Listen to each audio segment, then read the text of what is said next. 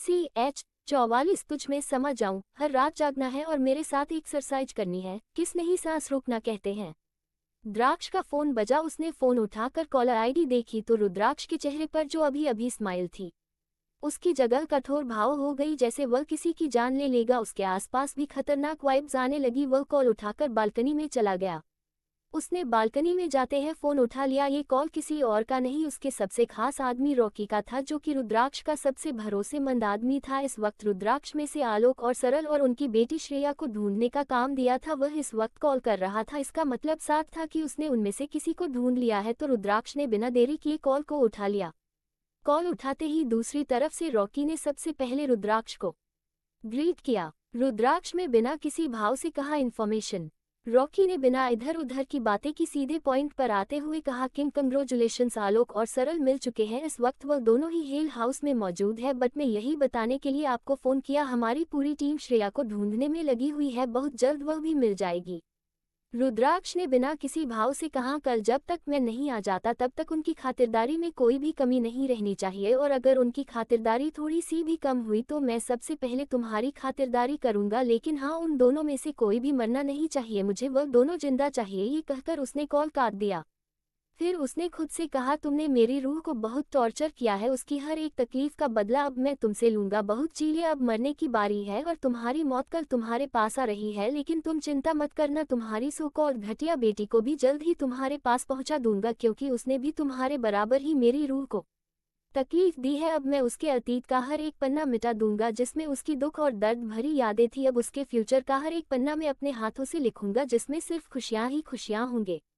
मुझे जल्द से जल्द तुम सबको तुम्हारे गुनाहों की सजा देनी है, उसके बाद ही तो मैं अपनी रूह को पूरी तरीके से अपना पाऊंगा, पूरी तरीके से उसे अपना बना पाऊंगा। वह दिन भी बहुत जल्द आएगा, कल तुम्हारी जिंदगी का सबसे घटिया दिन होने वाला है। एक बार तुम्हारी बेटी और मिल जाने के बाद मेरी रूह के गुनहगारों को सजा मिल जाएगी, उसके बाद मैं उसे पूरी तरीके से फिल कर सकता हूँ, उसे अपना सकता हूँ, और मैं उसे दिन का बेसब्री से इंतजार कर रहा हूँ।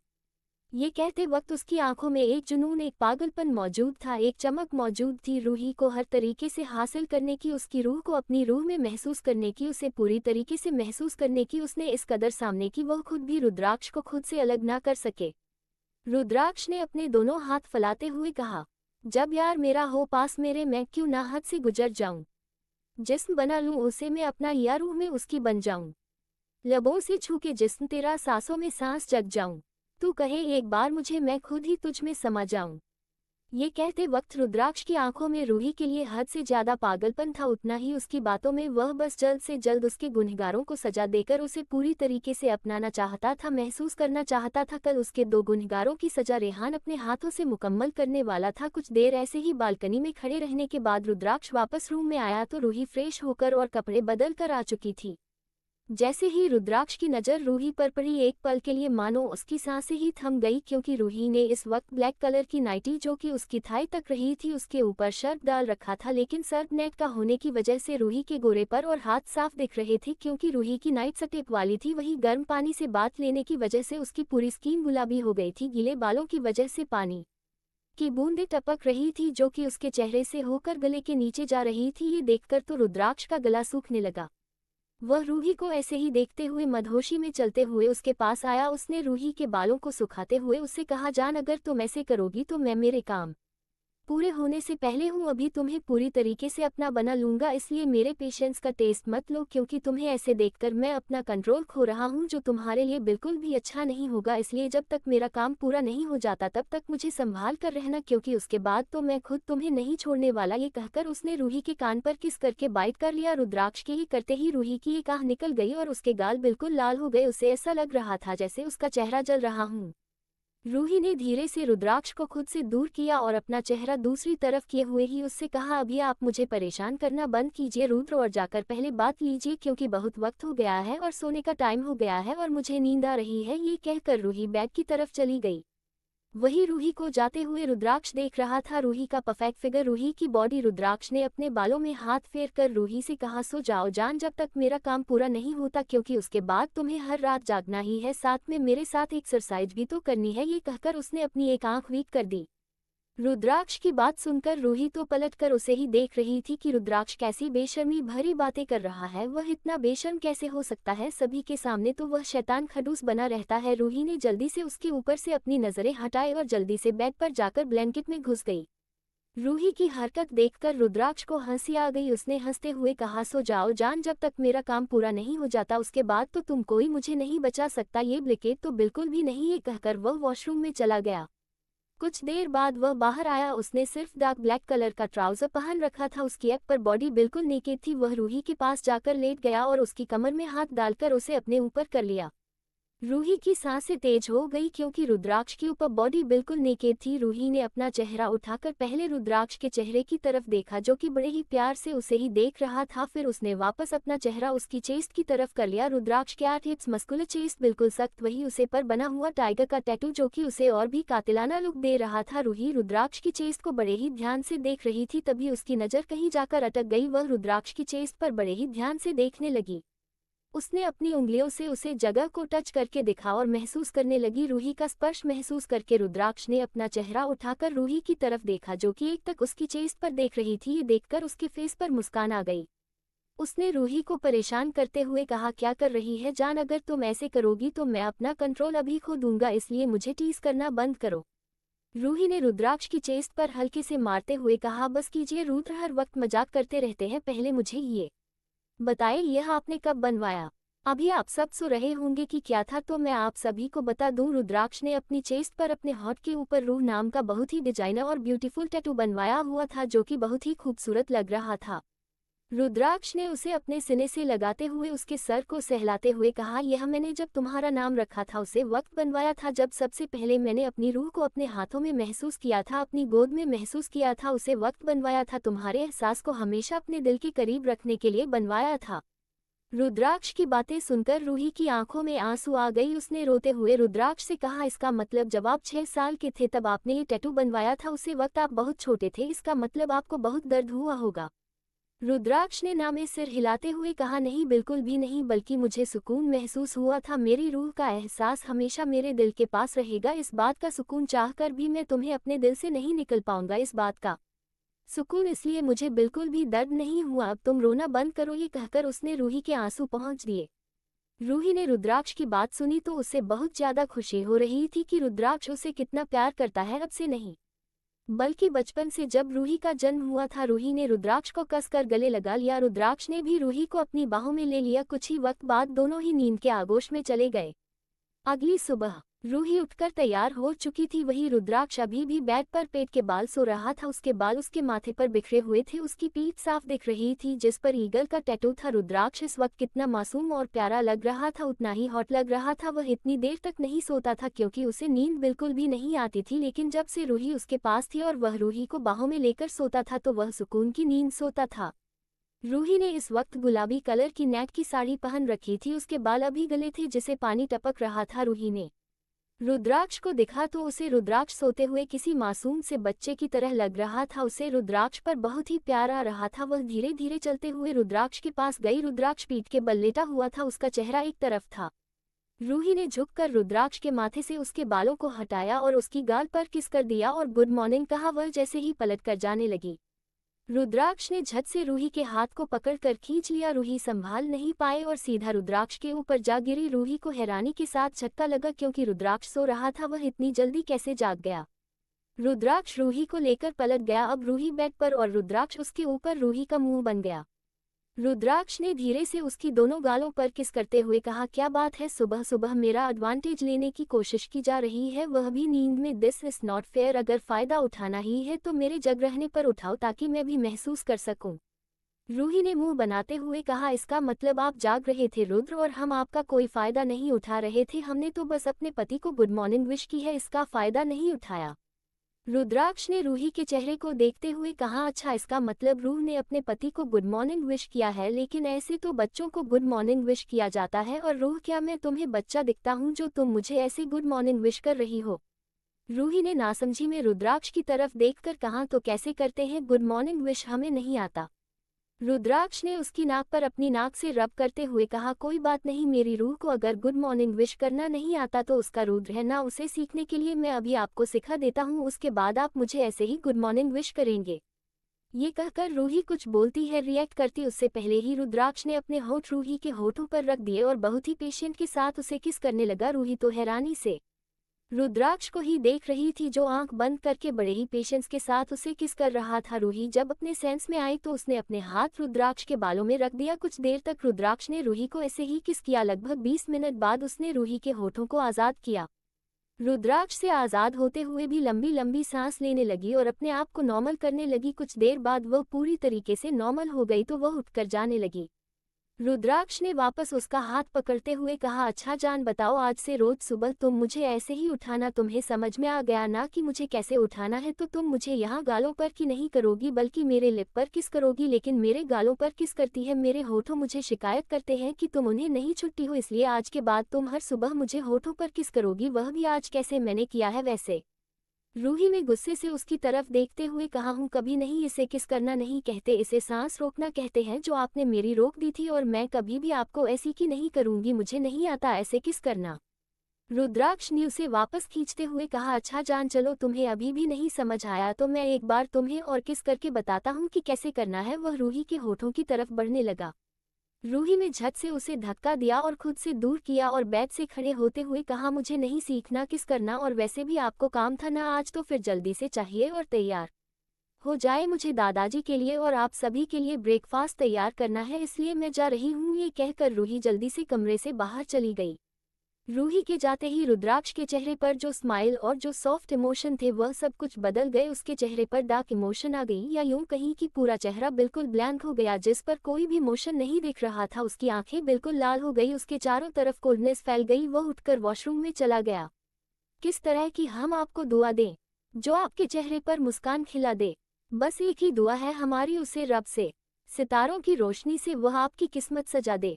आप सभी को क्या लगता है रुद्राक्ष के चेहरे के एक्सप्रेशन क्यों बदल गई? रुद्राक्ष आलोक और सरल को क्या सजा देगा? वही श्रेया को रुद्राक्ष कहां से ढूंढेगा? इन सभी को सजा देने के बाद क्या सच में रुद्राक्ष पूरी तरीके से रूही को अपना लेगा? जानने के लिए सुनते रहिए नफरत भरी सनक से जुनूनियत भरी मोहब्बत। CH-45 रुद्राक्ष की हैवानियत। रुद्राक्ष उठकर जल्दी से तैयार हुआ क्योंकि आज उसे अपना पहला काम पूरा करना, रूही के गुनहगारों को उसकी सजा देना। वो तैयार होने के बाद सीधा नीचे आ गया था। वही सभी पहले से ही डाइनिंग टेबल पर बैठे थे।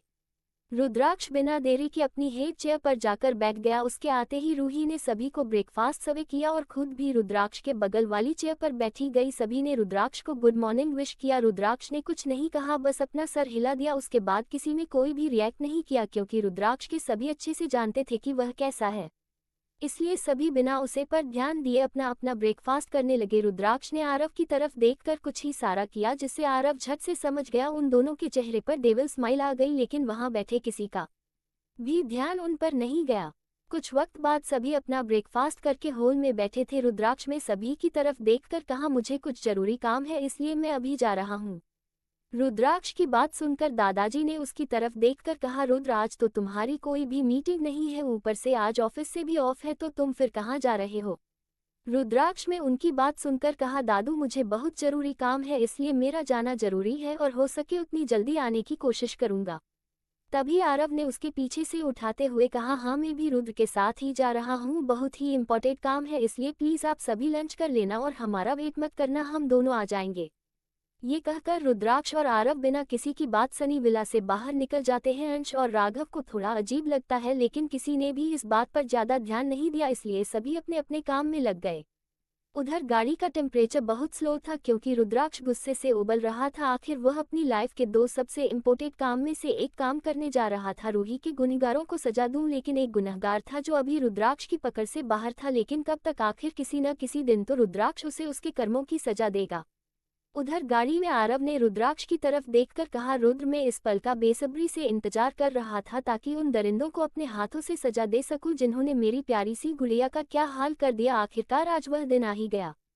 रुद्राक्ष ने भी हमेशा हिलाते हुए कहा हाँ, और अब उन दरिंदों को उनके कर्मों की सजा मिलेगी जिसे भगवान भी नहीं बदल सकता। उनको इतनी दर्दनाक मौत मिलने वाली है, शायद उन्होंने कभी सोची भी नहीं होगी। अब होगा असली खेल शुरू। बस एक और गुनहगार बचता है, उसे भी बहुत जल्द दल से बाहर आना होगा और अपने गुनाहों की सजा पानी होगी।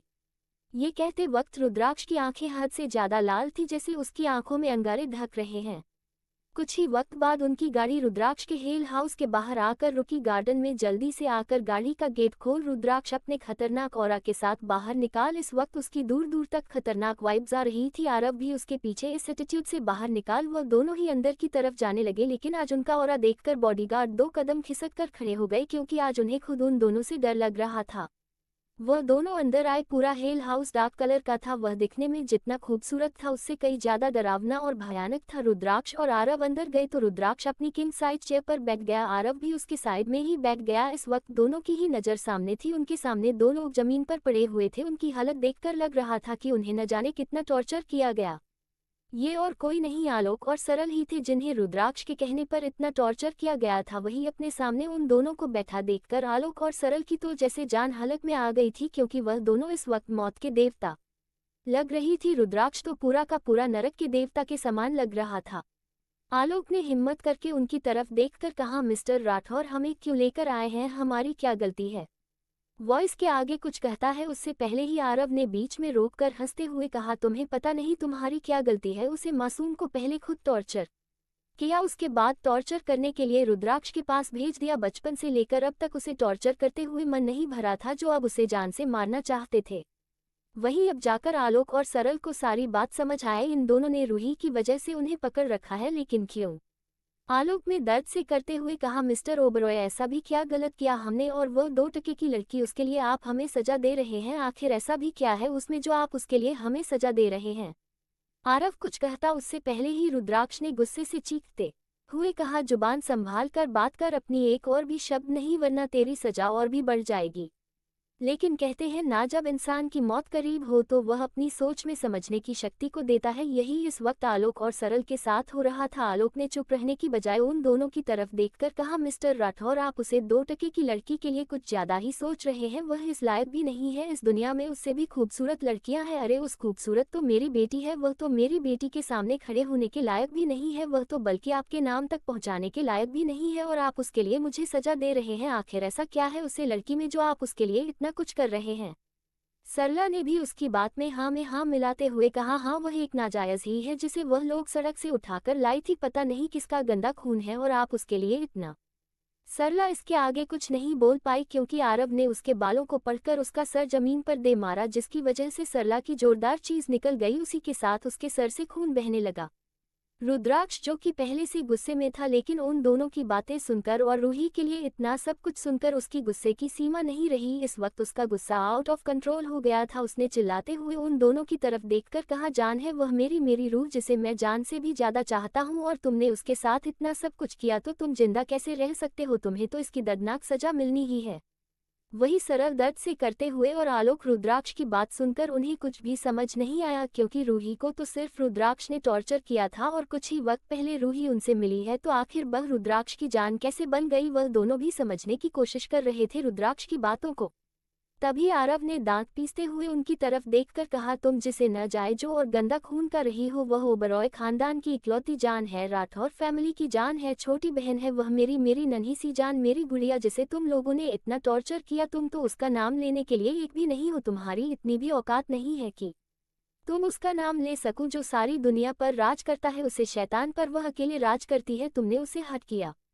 आरव की बात सुनकर तो जैसे वह दोनों पूरी तरीके से ब्लैक हो गई, क्योंकि उन्होंने आज तक रूही को नाजायज समझा था, जिसे उनके बड़े भाई रोड से उठाकर लाए थे। उन्होंने कभी नहीं सोचा था कि रूही के माता पिता कौन हो सकते हैं या रूही की फैमिली कौन हो सकती है। उन्होंने तो बस रूही को टॉर्चर किया था, इसीलिए यह उनके लिए किसी सदमे से काम नहीं था, क्योंकि उनकी जान इनकी प्रिंसेस मतलब सारी दुनिया की क्वीन थी। अब तुम दोनों को समझ नहीं आ रहा था कि आखिरकार वह क्या करें। अब वह दोनों ही डर से कांप रहे थे। रुद्राक्ष एकदम से उठकर आलोक के पास आया। उसने झटके से एक धारदार नाइफ से उसके दोनों हाथों को अलग कर दिया। ये होते ही आलोक दर्द से तड़प उठा, क्योंकि उसके दोनों हाथ कटकर एक साइड गिर गए थे। वही रुद्राक्ष का पूरा चेहरा और कपड़े खून से सन गए थे। वह इस वक्त सच में किसी राक्षस से काम नहीं लग रहा था। आरव ने सरल के बाल पकड़कर उसे जमीन पर पटक दिया। उसके सर से और तेजी से खून निकलने लगा। आरव वैसे ही लगातार उसके सर को जमीन पर पटक रहा था। आरव ने बॉडीगार्ड से कहकर उसके ऊपर सांप छूतावा दिए। हालांकि वह जहरीले नहीं थे, लेकिन वह लगातार सरल को काट रहे थे, जिस वजह से खून निकल रहा था। उसके दर्द का कोई हिसाब नहीं था। आरव बड़े ही आराम से बैठकर सरल को देख रहा था। रुद्राक्ष ने आलोक के हाथ काटते हैं बॉडीगार्ड की तरफ इशारा किया तो उन्होंने उसके हाथ में एसिड की बोतल पकड़ा दी। रुद्राक्ष ने उसके कटे हुए दोनों हाथों पर एसिड डाल दिया। इस वक्त आलोक की हालत ऐसी थी कि वह अपनी मौत की भीख मांग रहा था, क्योंकि उसे मौत से भी बेहतर तकलीफ हो रही थी। रुद्राक्ष नीचे बैठकर उसे धारदार चाकू से धीरे धीरे आलोक की बॉडी पर कट लगने लगा और हर कट पर एसिड डाल देता। आलोक का चिल्लाते चिल्लाते गला बैठ गया था, लेकिन रुद्राक्ष को उसकी चीज सुनकर सुकून महसूस हो रहा था। उसके चेहरे पर इस वक्त बहुत ही खतरनाक स्माइल थी। वही उसके बॉडीगार्ड भी आज रुद्राक्ष को देखकर डरकर पीछे हो गए थे, क्योंकि रुद्राक्ष इस बार हमेशा से और भी कई ज्यादा बेरहम दिख रहा था। वह इस वक्त किसी खूंखार जानवर की तरह लग रहा था। ऊपर से उसके सारे कपड़े और चेहरा खून से भर गया था। उसके दोनों हाथ भी खून से भर गए थे। कुछ देर बाद दोनों ही अधमरे हो गए थे। रुद्राक्ष ने उन दोनों को देखा और बॉडीगार्ड की तरफ इशारा करके कहा कि ने मगरमच्छों के आगे डाल दो, वह नोच नोच करेंगे, खा लेंगे। बॉडीगार्डों को भी इस वक्त रुद्राक्ष से डर लग रहा था, इसलिए उन्होंने जल्दी से रुद्राक्ष का ऑर्डर मानकर उन दोनों को जिंदा ही मगरमच्छों के आगे डाल दिया। वह उन पर टूट पड़े और कुछ ही देर में वहां पर चीखने चिल्लाने की आवाज शांत हो गई। वहां पर एक शांति पसर गई। रुद्राक्ष ने सभी की तरफ देखकर कहा, कालीन डिसमिस, आई हेट ब्लड। सभी उसकी बात मानकर उसे जगह को साफ करने लगे। वही रुद्राक्ष खुद पूरी तरीके से खून से नहाया हुआ था।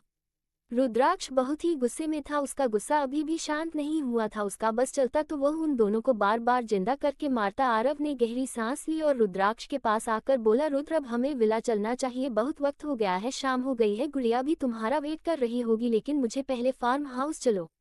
रुद्राक्ष ने आंखें चढ़ाते हुए उससे पूछा, क्यों फार्म हाउस क्यों? चले, मुझे इस वक्त सिर्फ विला जाना है, इसीलिए हम कहीं नहीं जा रहे, विल जा रहे हैं।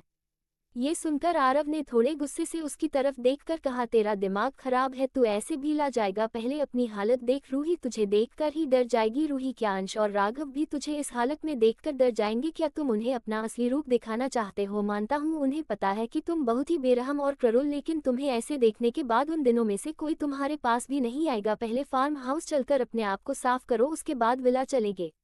आरव की बात सुनकर रुद्राक्ष को अजीब लगा। उसने एक बार अपने आप को देखा तो उसे समझ आया कि आरव क्या कह रहा है, क्योंकि सच में अगर इस हालत में उन तीनों में से किसी ने उसे देख लिया तो उसके पास आना तो दूर की बात, वह उसकी तरफ देखेंगे भी नहीं, उन्हें देखने से भी डर लगेगा। इसीलिए उसने गहरी सांस ली और वह दोनों फार्म हाउस पर निकल गए। वहां जाकर रुद्राक्ष ने कपड़े बदले, प्रेस हुआ और वह दोनों विला के लिए निकल गए। कुछ देर में उन दोनों की गाड़ियां विला में पहुंच चुकी थी। बॉडीगार्ड नहाकर जल्दी से गेट खोल। आरव और रुद्राक्ष बाहर आए और बिना किसी भाव से विला के अंदर आ गई। वही हॉल में सामने का नजारा देखकर रुद्राक्ष को गुस्सा आने लगा। उसने अपने हाथों की मुठ्ठियां बनाई ताकि अपने गुस्से को कंट्रोल कर सके। मोहब्बत की सामा जलाकर तो देखो, ये दिलों की दुनिया सजाकर तो देखो, तुम्हें हो ना जाए मोहब्बत तो हमें कहना, जरा हमसे नजरें मिलाकर तो देखो। ऐसा क्या देख लिया रुद्राक्ष ने जिसकी वजह से उसे गुस्सा आने लगा? वही क्या कभी उन तीनों में से कोई रुद्राक्ष का ये रूप देख पाएगा? वही श्रेया कब निकलकर दिल से बाहर आएगी? रुद्राक्ष क्या सजा देगा उसको? CH 46 रुद्राक्ष की स्वीट टॉर्चर पनिशमेंट। द्राक्ष और आरव जैसी विला के गेट पर आए तो उनके सामने दादाजी राघव और अंश हाल में किसी चीज के लिए लड़ते हुए दिखे। वह लोग जोर जोर से आपस में बहस कर रहे थे। वही रूही एक तरफ सोफे पर अपना सर पकड़कर बैठी थी। ये देखकर आरव और रुद्राक्ष जल्दी से अंदर आए कि आखिर वह किस बात पर बहस कर रहे हैं और रूही अपना सर पकड़कर क्यों बैठी है। वह दोनों अंदर जाकर उन दिनों के सामने खड़े हो गए जो अभी भी अपनी बहस करने में व्यस्त थे। उन्हें पता ही नहीं चला कि कब वह दोनों उनके सामने आकर खड़े हो गए। रुद्राक्ष ने कड़कती हुई आवाज में उन सब की तरफ देखकर कहा, यहाँ क्या हो रहा है और यहाँ आप तीनों बच्चों की तरह बहस क्यों कर रहे हैं? दादाजी, आप भी इन दोनों के साथ बच्चे बन गए। उन तीनों ने जब रुद्राक्ष की आवाज सुनी तो वह तीनों बिल्कुल शांत हो गए। दादाजी ने किसी छोटे बच्चों की तरह रुद्राक्ष से उन दोनों की शिकायत करते हुए कहा, रुद्र देखो, इन दोनों को मैं इसे कितनी देर से कह रहा हूँ कि यह मैं लूंगा, इन सबको मेरे कमरे में लगवाऊंगा, लेकिन ये दोनों मानने को तैयार नहीं है। अब तुम ही इन्हें समझाओ। तभी अंश और राघव ने किसी छोटे जिद्दी बच्चे की तरह जिद करते हुए कहा, नहीं भाई, ये हमारी है तो दादू इन्हें कैसे ले सकते हैं? हमने अपने पास रखेंगे, हम नहीं देने वाले दादू को। रुद्राक्ष जो एक बार दादाजी की तरफ और एक बार उन दोनों की तरफ देख रहा था, उसे कुछ समझ नहीं आया। उसने जिस तरफ वही सारा कर रहे थे उसे तरफ देखा। आरव ने भी देखा तो दोनों को बहुत ही हैरानी हुई, क्योंकि रूही ने उनकी पेंटिंग जब बनाई थी जिसे देखकर ऐसा लग रहा था कि वह हकीकत में उनके सामने है और यह पेंटिंग अभी बोल पड़ेगी। सच में लाजवाब पेंटिंग बनाई थी रूही ने। आरव ने जब अपनी पेंटिंग देखी तो उसने भी झट से अपनी पेंटिंग उठा ली। उसने दादाजी की तरफ देखकर कहा, दादू इसे तो मैं अपने पास रखूंगा, अपने रूम में लगूंगा। मुझे नहीं पता, मैं तो अपनी पेंटिंग अपने पास रखूंगा। आखिरकार गुड़िया ने मेरे लिए बनाई है और यह मेरी है। रुद्राक्ष भी गौर से पेंटिंग्स की तरफ देखने लगा तो उसमें सभी की पेंटिंग्स थी सिवाय रुद्राक्ष के। ये देखकर तो उसका गुस्सा हद से ज्यादा बढ़ गया, क्योंकि एक हिसाब से रूही उसकी वाइफ थी तो उसी हिसाब से रूही को सबसे पहले रुद्राक्ष की पेंटिंग बनानी चाहिए थी। लेकिन यहाँ तो रुद्राक्ष की पेंटिंग ही नहीं थी और सभी की पेंटिंग्स मौजूद थी। दादाजी की रुद्राक्ष की तरफ देखकर कहा, नहीं बिल्कुल नहीं, इन सभी को मैं अपने रूम में लगवाऊंगा। जिसको जो करना है वो कर लो। वही तो बेचारी परेशान हो गई थी। ऐसे ही बहस करते करते सभी ने अपनी अपनी पेंटिंग उठा ली। रुद्राक्ष को सभी की पेंटिंग और बातें सुनकर गुस्सा आ रहा था, क्योंकि मैं सिर्फ उसकी पेंटिंग नहीं थी। अंश और राघव ने जल्दी से रुद्राक्ष के दोनों पैर पकड़कर बैठ गए। उन्होंने जिद करते हुए कहा, भाई हमें नहीं पता, हम हमारी पेंटिंग अपने पास रखेंगे, हम दादू को नहीं देने वाले, प्लीज आप इन्हें समझाए। रूही भी उन दोनों को देख रही थी। बहुत देर तक ऐसे ही बहस चलने के बाद रुद्राक्ष ने उन सब की तरफ देखकर गुस्से से कहा, ये क्या बच्चों जैसी हरकत लगा रखी है आपने, और क्यों अपनी पेंटिंग्स के लिए लड़ रहे हो? मैं तो बिल्कुल नहीं लड़ रहा, क्योंकि मेरी प्यारी वाइफ ने मेरी पेंटिंग बनाई ही नहीं, इसलिए चुपचाप जिसको पेंटिंग रखती है वह रखो, वरना मैं इन्हीं स्टोर रूम में रखवा दूंगा। ये बात सुनकर सभी एकदम शांत हो गए। सभी ने गौर किया कि सभी की पेंटिंग है सिवाय रुद्राक्ष के। उन्होंने रुद्राक्ष के चेहरे पर देखा जिस पर चीड़ और गुस्सा साफ दिख रहा था। उनको हंसी भी आ रही थी। सभी ने अब अपनी अपनी पेंटिंग जली और चुपचाप बिना कुछ बोले अपने अपने रूम में चले गए। वही रूही ने जब रुद्राक्ष की बात सुनी तो उसने झट से उठकर उन सब की तरफ देखकर कहा, हम किचन में जाते हैं, हमें कुछ काम है। ये कहकर वह बिना किसी की तरफ ध्यान दिए किचन की तरफ दौड़ गई। सभी अपनी अपनी पेंटिंग लेकर अपने अपने कमरे में चले गए थे। रुद्राक्ष ने देखा कि सभी अपने कमरे में चले गए तो वह भी किचन की तरफ चला गया, क्योंकि उसे अच्छे से पता था रूही उसे इग्नोर करने की कोशिश कर रही है, जो बात वह बिल्कुल भी बर्दाश्त नहीं कर सकता। किचन में रूही घबराहट के मारे इधर उधर चक्कर काट रही थी कि आखिरकार अब वह क्या करे। तभी उसने गेट पर रुद्राक्ष को खड़ा देखा तो वह अपनी नजरें चुराकर पानी पीने लगी। रुद्राक्ष जट से रूही के पास गया। उसने पानी के गिलास को एक तरफ रख और रूही के कमर से पकड़कर अपने कंधे पर उठा दिया। रूही इस वक्त किसी सामान की तरह उसके कंधे पर थी। रूही ने रुद्राक्ष की पीठ पर मुंह के मारते हुए कहा, रुद्र क्या कर रहे हैं? हमें नीचे उतरी, कोई देख लेगा। आप सुन रहे हैं? हमें नीचे उतारिए। रुद्राक्ष बिना कोई जवाब दिए उसे अपने कमरे की तरफ ले जाने लगा। रूही को तो अब अपने लिए खतरा बढ़ता दिख रहा था। उसे पता था रुद्राक्ष गुस्से में है, क्योंकि उसने उसे इग्नोर किया, उसकी पेंटिंग नहीं बनाई, इसलिए अब वह डर रही थी। लेकिन रुद्राक्ष की पेंटिंग बनाए या नहीं बनाई ये तो सिर्फ रूही को ही पता था। रुद्राक्ष रूही को लेकर कमरे में आ गया। उसने रूही को बेड पर फेंक दिया। बेड बहुत ही ज्यादा सॉफ्ट और पंजी था। रूही एक बार उछलकर वापस, उसे बिल्कुल भी चोट नहीं लगी थी। रुद्राक्ष क्लोजेट में गया। रूही को कुछ भी समझ नहीं आ रहा था। 5 मिनट बाद जब रुद्राक्ष वापस आया तो उसके एक हाथ में उसकी टाई और दूसरे हाथ में ब्लाइंड फोन था। रूही उसके हाथ में इन सबको देखकर डर से कांपने लगी। रुद्राक्ष स्मार्ट करते हुए धीरे धीरे चलकर रूही के पास आया। रूही ने उसे इस तरह अपने पास आते देख हकलाते हुए पूछा, तो यह आप क्या कर रहे हैं? रुद्राक्ष ने धीरे धीरे चलकर रूही के पास बेड पर बैठ गया। उसने रूही के दोनों हाथों को अपनी टाई से बांध दिया और उसकी आंखों पर ब्लाइंड फोल्ड बांध दिया। रुद्राक्ष ने डेविल स्माइल करते हुए उसकी तरफ देखकर कहा, पनिशमेंट दे रहा हूं, अब तुम बताओ तुम्हारी क्या गलती थी जिसकी वजह से तुम्हें पनिशमेंट मिल रही है? ये कहकर रुद्राक्ष ने अपनी एक उंगली रूही के पूरे चेहरे पर इंटेंस तरीके से घूमने लगा। यह महसूस करके तो रूही और भी ज्यादा कांपने लगी। रूही ने हकलाते हुए कहा, वो मैंने तुम्हारी पेंटिंग नहीं बनाई और सभी की बनाई है। रुद्राक्ष ने अपनी उंगली रूही के चेहरे पर घूमते हुए उसके गले से होते हुए कॉलरबोन तक ले आया और धीरे धीरे उसकी ब्रेस्ट की तरफ जाने लगा। रुद्राक्ष ने फिर से कहा, और क्या गलती की है तुमने? रूही ने अपनी कांपती हुई आवाज में कहा, और तुम्हें इग्नोर किया। आहा प्लीज स्टॉप रुद्र।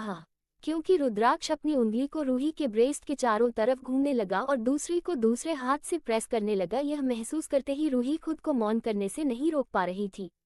रुद्राक्ष ने फिर से उसके चेहरे की तरफ देखकर कहा, और तुम्हें पता है ना मुझे सबसे ज्यादा नफरत किस चीज से है, कि जब तुम मुझे इग्नोर करती हो, मुझसे ज्यादा किसी और को वैल्यू देती हो, और तुमने गलती की है तो उसकी पनिशमेंट तो मिलनी चाहिए। बताओ, तुम्हें पनिशमेंट मिलनी चाहिए ना। रूही बेचारी मरती क्या ना करती। रूही ने आह भरते हुए धीरे से अपनी गर्दन हाँ में हिला दी।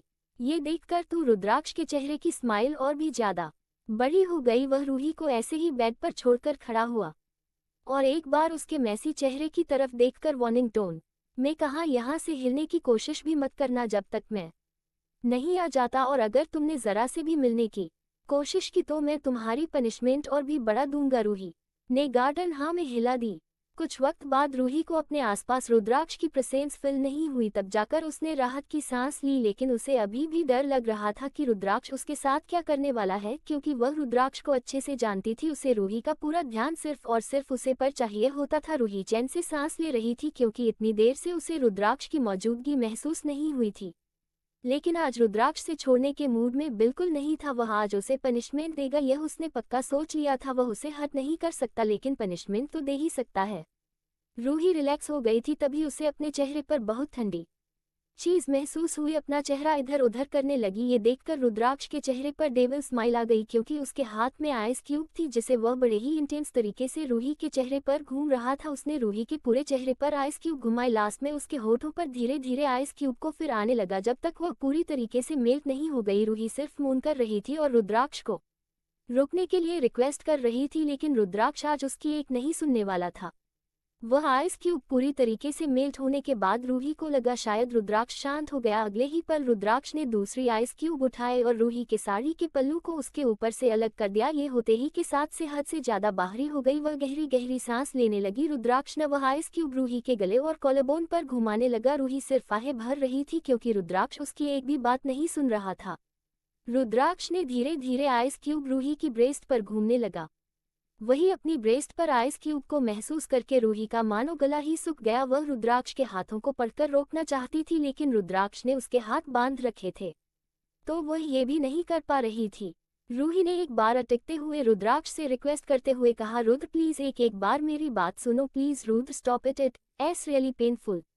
रुद्राक्ष ने ऐसे ही आइस क्यूब घूमते हुए रूही से कहा, नो जान, ये तो तुम्हें मुझे इग्नोर करने से पहले और मुझसे ज्यादा दूसरों को वैल्यू देने से पहले सोचना चाहिए था, और अब तुम्हारे मुंह से एक शब्द भी निकाला, I will make sure you more than punishment, so be silent. Hey Rudra, no please stop it. Rudraksh ने एक और आइस क्यूब उठाए और धीरे धीरे रूही के पेट और बेली के चारों तरफ घूमने लगा। रूही कसम आसानी लगी, क्योंकि उसे सच में अब पेन होने लगा था, भले ही है प्यार से भरा टॉर्चर था। रूही की आंखों में आंसू आ गई। ये देखकर रुद्राक्ष में वह आइस क्यूब वापस बोल में रख दी। वही रूही को आप ठंडे की जगह गर्म का एहसास हो रहा था अपने पेट पर। रुद्राक्ष अब आइस क्यूब की जगह अपने होठों से रूही के पेट को सला रहा था। रुद्राक्ष ने एक नज़र रूही को दिखा, फिर उसने रूही के हाथ खोल दिया। रूही को बहुत ज्यादा रिलीफ महसूस हुआ। रुद्राक्ष ने आगे बढ़कर रूही की आंखों से पट्टी को भी हटा दिया। रुद्राक्ष ने उसकी आंसुओं से भरी हुई आंखों को देखकर उसे कहा, अब बताओ, आगे से मुझे इग्नोर करोगी, मुझसे ज्यादा और किसी को वैल्यू दोगी? रूही ने ना में गार्डन हिलाते हुए जल्दी से कहा, नहीं गुड गर्ल। ये कहकर रुद्राक्ष वापस से रूही के पेट पर चूमने लगा। इस बार रोशनी अपने हाथ रुद्राक्ष के बालों में रख दिए और उन्हें सहलाने लगे। रुद्राक्ष को भी बहुत अच्छा लग रहा था। रुद्राक्ष ने अपनी चिन के पेट पर रखी और उसके चेहरे की तरफ देखकर कहा, तुमने सभी के लिए पेंटिंग बनाई, लेकिन सिर्फ मेरी छोड़। क्या तुम्हें मेरी पेंटिंग पसंद नहीं थी, या फिर तुम बनाना नहीं चाहती थी? तुम्हें पता है मुझे कितना बुरा लगा जब सभी के पास उनकी पेंटिंग थी, जो कि मेरी ही रूह ने बनाई थी, सिवाय मुझे छोड़कर। रूही ने रुद्राक्ष के बालों को सहलाते हुए कहा, ये किसने कहा रुद्र आपसे कि मुझे आपकी पेंटिंग पसंद नहीं, या आप पसंद नहीं? और ऐसा भी नहीं है, मैंने सभी की पेंटिंग बनाई आपको छोड़कर। रुद्राक्ष ने स्माइल के साथ रूही से पूछा, तो इसका मतलब तुमने मेरी भी पेंटिंग बनाई है, तो फिर तुमने मुझे दिखाई क्यों नहीं? रूही ने मुंह बनाते हुए कहा, रुद्र मैं तो आपको आपकी पेंटिंग दिखाने वाली थी, लेकिन आप उससे पहले ही भड़क गए, इसीलिए इसमें गलती आपकी है। रुद्राक्ष ने अपने दोनों हाथों से उसके चेहरे को पकड़कर कहा, अच्छा सॉरी, लेकिन अभी मुझे मेरी पेंटिंग दिखाओ। अभी मैं आपको पेंटिंग दिखाऊंगी, लेकिन उसके लिए मेरी एक शर्त है, तभी जाकर मैं आपको आपकी पेंटिंग दूंगी। अच्छा बताओ, क्या शर्त है तुम्हारी? रूही ने रुद्राक्ष की आंखों में जागते हुए अपनी शर्त बताए, जिसे सुनकर रुद्राक्ष की आंखें बड़ी बड़ी हो गई। वह अपनी गर्दन ना में हिलने लगा। होठों पर नाम है तेरा, दिल में याद है तेरी, जमाने से हमें क्या लेना। जब तुझ में बसी है जान मेरी। आप सभी को क्या लगता है आखिर ऐसी कौन सी शर्त रखी है रूही ने, जिसे सुनते ही रुद्राक्ष के चेहरे पर हैरानी के भाव आ गए। आखिर ऐसी क्या शर्त है जिसके लिए रुद्राक्ष मना कर रहा है। आप लोगों को ये स्टोरी पसंद आ रही है तो मेरे चैनल को सब्सक्राइब एंड लाइक शेयर करना ना भूलें। Thank you for listening. Bye bye. CH47 prove में बिजनेसमैन हूँ, बिना फायदे कोई काम नहीं करता। रुद्राक्ष का रूही को ऑफिस ले जाना। रूही ने मुंह बनाते हुए कहा, रुद्र मैं तो आपको आपकी पेंटिंग दिखाने वाली थी लेकिन आप उससे पहले ही भड़क गए, इसीलिए इसमें गलती आपकी है। रुद्राक्ष ने अपने दोनों हाथों से उसके चेहरे को पकड़कर कहा, अच्छा सॉरी लेकिन अभी मुझे मेरी पेंटिंग दिखाओ। अभी मैं आपको पेंटिंग दिखाऊंगी लेकिन उसके लिए मेरी एक शर्त है, तभी जाकर मैं आपको आपकी पेंटिंग दूंगी। अच्छा बताओ कौन सी शर्त। रूही ने रुद्राक्ष की आंखों में देखते हुए कहा, रुद्र इस साल मेरी कॉलेज की लास्ट ईयर है जिसमें 3 महीने ही बचे हुए हैं, इसलिए मैं कॉलेज जाना चाहती हूँ और अपने ग्रेजुएशन कंप्लीट करना चाहती हूँ ताकि मैं बाद में किसी कंपनी में इंटर्नशिप कर सकूं। रुद्राक्ष ने उसकी बात सुनते ही ना में गार्डन हिलाते हुए कहा, नहीं अगर तुम्हें अपनी ग्रेजुएशन कंप्लीट करनी है तो तुम घर से ही करो लेकिन तुम कॉलेज नहीं जाओगी।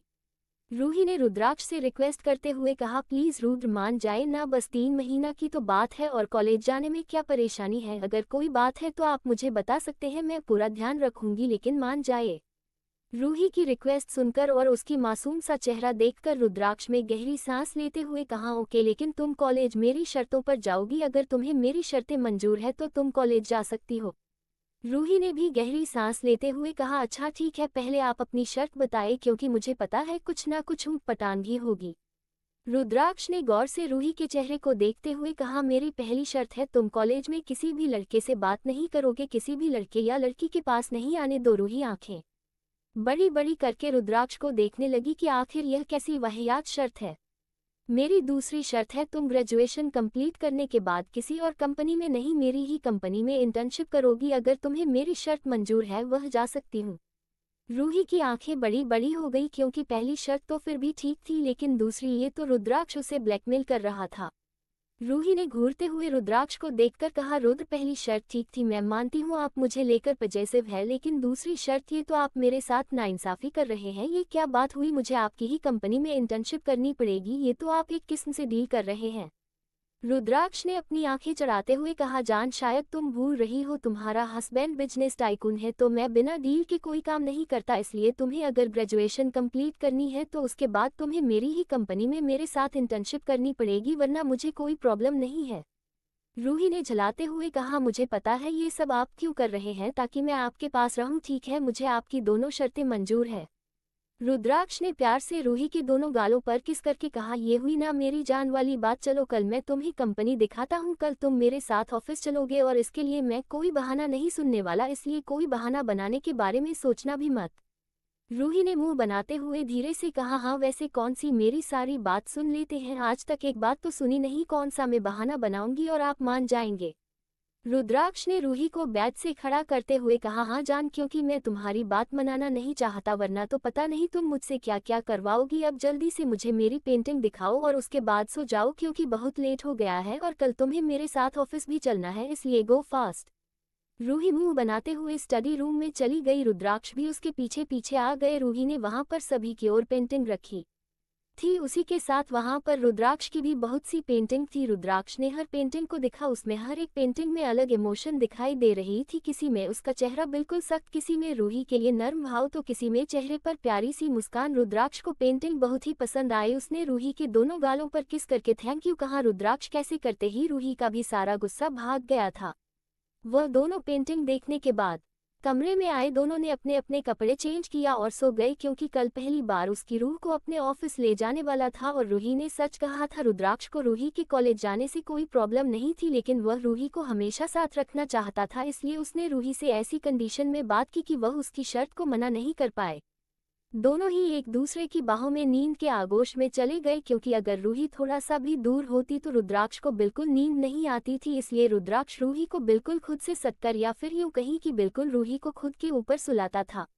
अगली सुबह रुद्राक्ष ने पहले उठकर एक नज़र रूही को देखा जो कि सुकून से उसकी बाहों में सो रही थी, वह बिल्कुल किसी छोटे बच्चों की तरह सिकुड़ कर सोई हुई थी। रुद्राक्ष ने रूही के माथे पर किस किया और जिम में चला गया।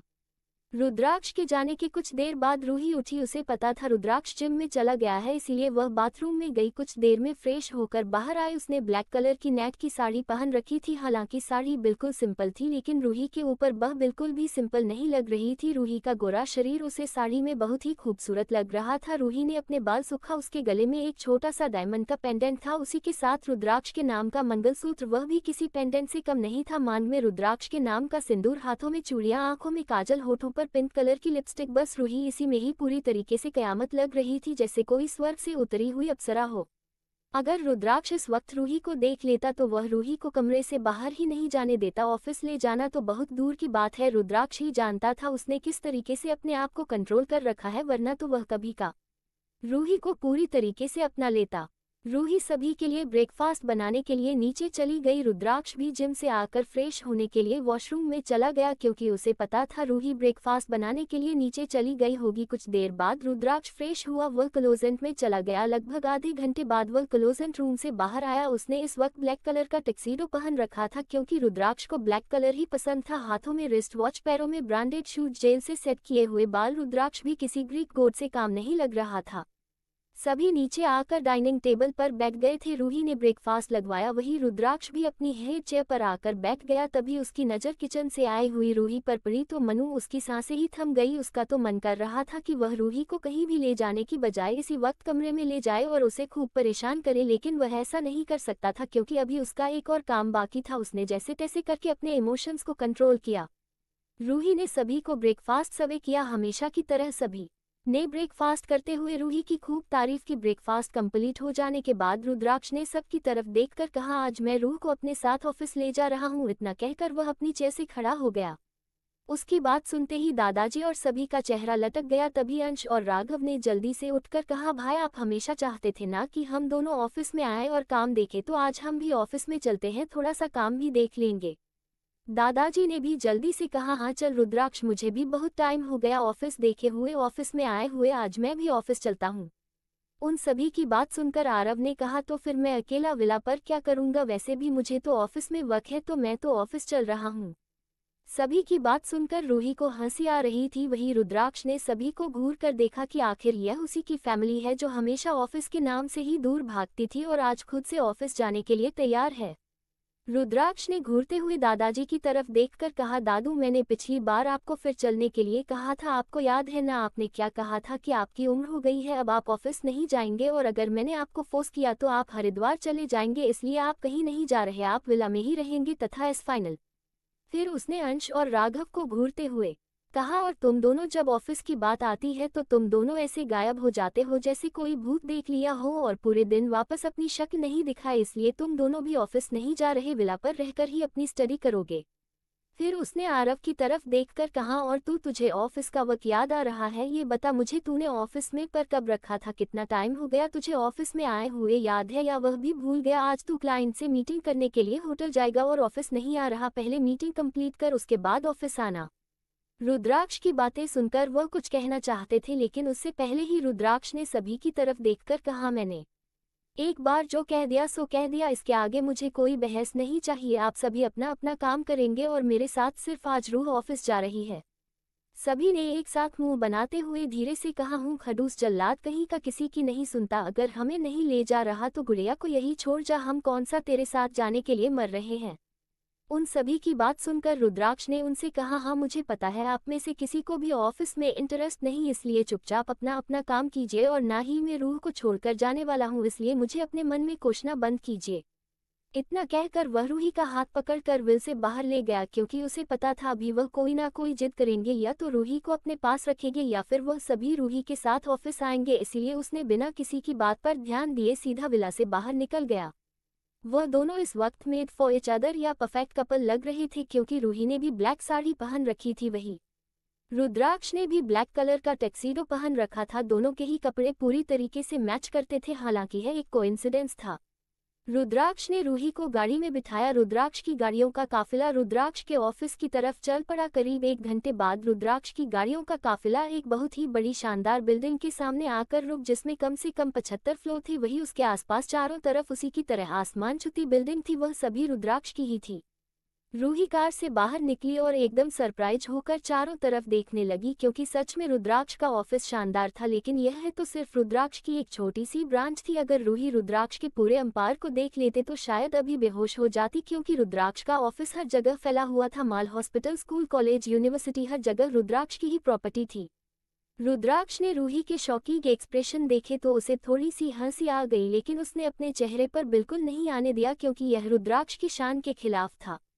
वह रूही का हाथ पकड़कर जैसे ही अंदर ले जाने लगा, रुद्राक्ष का फोन बज उठा। उसने कॉलर आईडी पर नाम देखा जो कि शायद रुद्राक्ष के लिए जरूरी था। यह उसने रूही को तब तक अंदर जाने के लिए कहा। रूही के चेहरे पर हैरानी के भाव आ गई। तेरे होने से आबाद हूँ मैं, तेरे ना होने से बर्बाद हूँ मैं। तुम्हें क्यों नहीं समझते उलझन मेरी? तू है तो मैं हूँ, तू नहीं तो जिंदा लाश हूँ मैं। आप सभी को क्या लगता है आखिर रूही के चेहरे पर हैरानी के भाव क्यों आ गए? रुद्राक्ष के पास किसका कॉल आया था? रूही का रुद्राक्ष के ऑफिस में पहला दिन कैसे होने वाला है? CH-48 हेलो ब्यूटीफुल रुद्र, मैं आज रात तुम्हें कमरे में नहीं आने दूंगी और मुझे छूने नहीं दूंगी। रुद्राक्ष ने रूही को ऑफिस के अंदर चलने के लिए कहकर खुद किसी से कॉल पर बात करने लगा। रूही भी रुद्राक्ष की बात मानकर अंदर जाने लगी। वह जैसे ही अंदर पहुंची सभी उसे देखने लगे क्योंकि रूही किसी अप्सरा से काम नहीं लग रही थी। रूही उनको ऐसे देखा प्रकार थोड़ा अनकंफर्टेबल हो गई।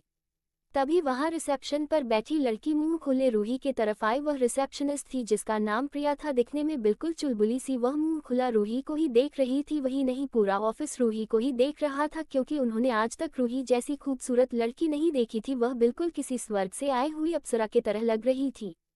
लेकिन किसी को नहीं पता था रूही कौन है, यहाँ क्या करने आई है। प्रिया ने एकदम रूही के सामने जाकर कहा, oh my God, I cannot believe this, कोई इतना सुंदर कैसे हो सकता है? हेलो ब्यूटीफुल, मेरा नाम प्रिया है, मैं रिसेप्शनिस्ट हूँ। आपको किसी से मिलना है क्या? आप मुझसे दोस्ती करेंगे? अगर आपको किसी से नहीं भी मिलना तो आप मुझसे मिल सकती हैं।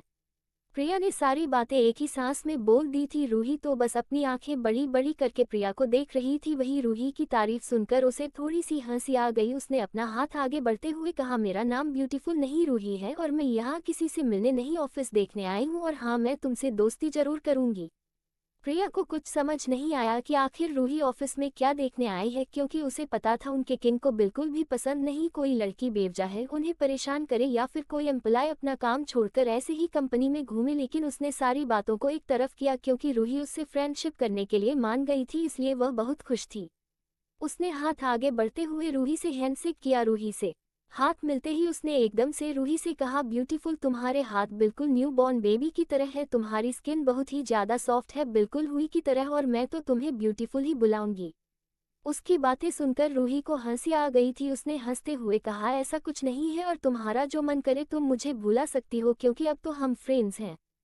फिर प्रिया ने थोड़ा सा सीरियस होते हुए कहा, लेकिन तुम यहाँ कंपनी में घूमने के लिए आए हो ब्यूटीफुल, तुम्हें पता है ना किंग कितने ज़्यादा शैतान है, अगर उन्हें पता चला तो वह तुम्हें ऐसे गायब करवाएंगे जैसे कि कभी देखा ही ना हो। रूही ने हंसते हुए कहा, तुम्हारे किंग कुछ नहीं करेंगे और ना ही कहीं गायब करवाएंगे, इसलिए तुम टेंशन फ्री रहो। प्रिया ने उसे समझाते हुए कहा, ब्यूटीफुल, तुम्हें पता नहीं है अगर कोई लड़की ऐसे ही कंपनी में घूमती मिलती है तो किंग को बहुत ज़्यादा गुस्सा आता है, वह उसे बहुत बड़ी सजा देते हैं। रूही ने उसे रिलैक्स करते हुए कहा, तुम टेंशन मत लो, मुझे कुछ नहीं होगा और ना ही कोई सजा मिलेगी। रूही और प्रिया बहुत ही फ्रेंडली हो गए थे। रूही को भी अच्छा लग रहा था। वो दोनों ऐसे ही बातें करते करते लिफ्ट तक पहुंच गए थे। वहां पर रूही और प्रिया के अलावा कोई भी नहीं था। तभी प्रिया ने ही अचानक से उससे पूछा, अरे ब्यूटीफुल, मैं तो तुम्हारा पूरा नाम पूछना ही भूल गई, तुम मुझे अपना पूरा नाम तो बताओ ताकि मुझे पता चले कि तुम कौन हो। तभी रूही ने हल्के से मुस्कुराते हुए कहा, मेरा पूरा नाम रूही सिंह राठौड़ है, लेकिन तुम मुझे जो तुम्हारे मन में आए बुला सकती हो। प्रिया ने रूही के नाम पर ज़्यादा गौर नहीं दिया कि उसका सरनेम क्या है और कहा, वाह, बहुत अच्छा नाम है तुम्हारा, मुझे तुम्हारा नाम बहुत ही पसंद है, लेकिन मैं तो तुम्हें ब्यूटीफुल ही बुलाऊंगी। तभी उसे ध्यान आया कि रूही ने अपना नाम क्या बताया। वह एकदम से रूही से 2 कदम पीछे हो गई। प्रिया ने हकलाते हुए रूही की तरफ देखकर पूछा, ब्यूटीफुल, क्या नाम बताया तुमने? तुम्हारा एक बार फिर से तुम्हारा पूरा नाम बताना। रूही को भी कुछ समझ नहीं आया। रूही कुछ कहती है उससे पहले ही पीछे से किसी की दमदार और कड़कती हुई आवाज आए, मैसेज रूही सिंह राठौड़, यही है इनका पूरा नाम। वही वह आवाज इतनी खतरनाक थी, प्रिया के माथे पर पसीना आने लगा। तभी उन दोनों ने पीछे मुड़कर देखा तो और कोई नहीं रुद्राक्ष खड़ा था, जो कि फोन पर बात करके वापस आ गया था। वह रूही के पास आया, उसने उसकी कमर पर हाथ रखा और अपने आप से चिपका लिया। फिर प्रिया की तरफ देखकर कहा, Mrs Roohi Singh Rathore, my one and only wife और तुम सबकी लेडी बॉस। बेचारी प्रिया के तो पैरों तले से जमीन ही खिसक गई थी। उसके माथे पर पसीना आने लगा, उसके हाथ पैर कांपने लगे क्योंकि इतनी देर से वह उनकी लेडी बॉस से बात कर रही थी। बेचारी का मन अब रोने का कर रहा था, उसका पूरा चेहरा रोने जैसा हो गया था, जैसे वह अभी रो देगी। उसने रूही के सामने सर झुकाते हुए हकलाते हुए कहा, सॉरी लेडी बॉस, गलती हो गई, आई एम रियली सॉरी, मुझे बिल्कुल भी नहीं पता था, प्लीज आप मुझे माफ कर दीजिए, आगे से यह गलती कभी नहीं होगी। प्रिया को बेचारी को डर था कहीं रुद्राक्ष उसे फायर ही ना कर दे, उसे इस नौकरी की बहुत ज्यादा जरूरत थी, वह से अपनी नौकरी नहीं खो सकती थी। वही प्रिया की ऐसी हालत देखकर रूही ने रुद्राक्ष के सीने पर मरते हुए कहा, रुद्र आप हर किसी को क्यों डराते रहते हैं, उसकी कोई गलती नहीं है, उसे घूरना बंद कीजिए।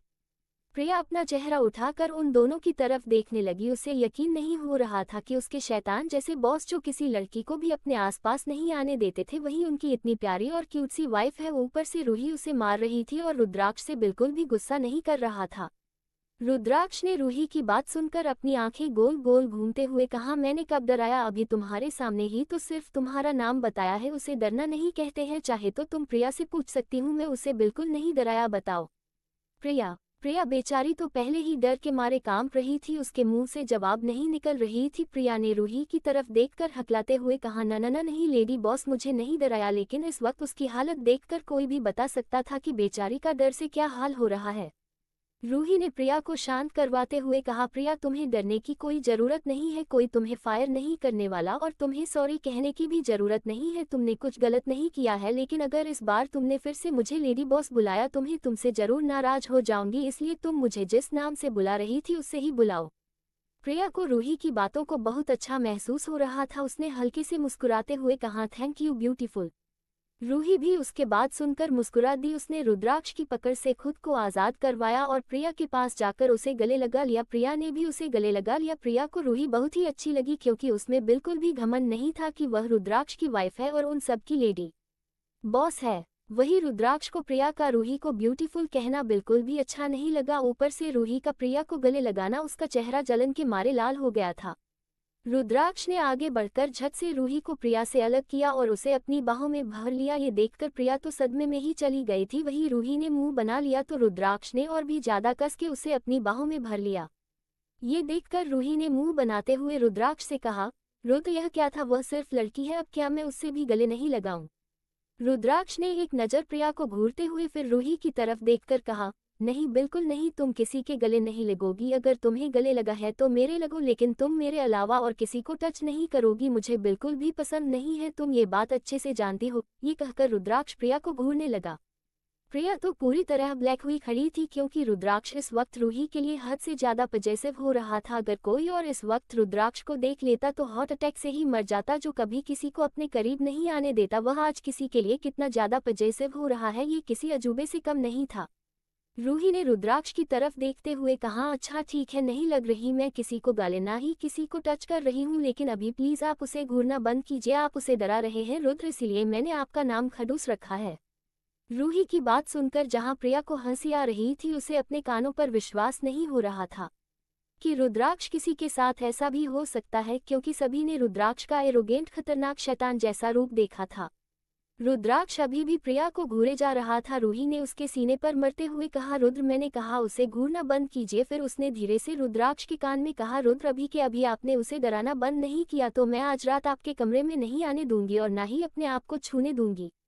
रूही की बात सुनकर रुद्राक्ष इमेजिंग करने लगा जैसे वह रात में कमरे में गया तो रूही ने उसे कमरे से बाहर निकाल दिया। रुद्राक्ष अकेला सो रहा था लेकिन उसे नींद नहीं आ रही थी, उसे रूही अपनी बाहों में चाहिए थी। वही रूही बहुत अच्छे से तैयार हुई थी लेकिन रुद्राक्ष से छू नहीं सकता। यही सोचकर रुद्राक्ष ने एकदम चिल्लाकर कहा, नहीं बिल्कुल भी नहीं, ऐसा नहीं हो सकता। प्रिया को कुछ भी समझ नहीं आया क्योंकि उसे रूही की बात नहीं सुनी थी, तो उसे समझ नहीं आया रुद्राक्ष ऐसे रिएक्ट क्यों कर रहा है। वही रुद्राक्ष की बात सुनकर रूही को हंसी आ गई। उसने जैसे तैसे करके अपनी हंसी को कंट्रोल किया क्योंकि उसे अच्छे से पता था रुद्राक्ष क्या सोच रहा होगा। रुद्राक्ष ने जल्दी से अपनी नजरें प्रिया से हटकर रूही की तरफ देखकर कहा, मैं उसे नहीं घर रहा, चलो मैं तुम्हें केबिन दिखाता हूँ क्योंकि बाद में मेरी जरूरी मीटिंग है, इसलिए आ जाओ। कहकर रूही का हाथ पकड़कर बिना समय गवाए लिफ्ट की तरफ जाने लगा। उसने एक बार पीछे मुड़कर प्रिया की तरफ देखकर कहा, प्रिया, ये बात किसी को नहीं पता चलनी चाहिए, और हाँ, मेरी इम्पोर्टेंट मीटिंग है तो तुम्हारी लेडी बॉस को जो कुछ भी चाहिए उसका ख्याल रख लेना, कोई भी गलती नहीं होनी चाहिए। रुद्राक्ष की आवाज़ हमेशा की तरह रूड थी, जिसे सुनकर कोई भी सहम सकता था। रुद्राक्ष की आवाज़ सुनकर बेचारी प्रिया ने डर कर जल्दी से हाँ में सर हिलाते हुए, यह स्किन में ब्यूटीफुल का अच्छे से ख्याल रखूंगी। रूही ने रुद्राक्ष के कंधे पर मारकर कहा, रुद्र, आप कभी नहीं सुधर सकते, आप ये बात उसे अच्छे से भी तो कह सकते थे। रुद्राक्ष ने ऐसे ही चलते हुए कहा, मेरी आवाज़ ऐसी ही है, इसमें मैं कुछ नहीं कर सकता, और हाँ, तुमने उसे गले क्यों लगाया? मैंने तुम्हें मना किया था, अब इसकी पनिशमेंट तुम्हें रात में मिलेगी। रूही का चेहरा लाल हो गया, क्योंकि उसे पता था रुद्राक्ष कैसी पनिशमेंट देने वाला है, जो कि बहुत ही पेनफुल थी, लेकिन प्यार से भरी हुई रुद्राक्ष का वह स्वीट टॉर्चर, जिससे रूही की हालत हद से ज़्यादा खराब हो जाती थी। रुद्राक्ष रूही को लिफ्ट से अपने केबिन में लेकर गया और उसे पूरा केबिन दिखाए। रूही केबिन को देखकर बहुत ज़्यादा खुश हुई, क्योंकि रुद्राक्ष का केबिन वाकई लग्जरियस था, हर एक चीज़ बहुत ही सलीके से रखी गई थी। रुद्राक्ष ने रूही को वहीं बैठाया और अपनी इम्पोर्टेंट मीटिंग के लिए चला गया। कुछ देर बाद रूही के पास प्रिया आई।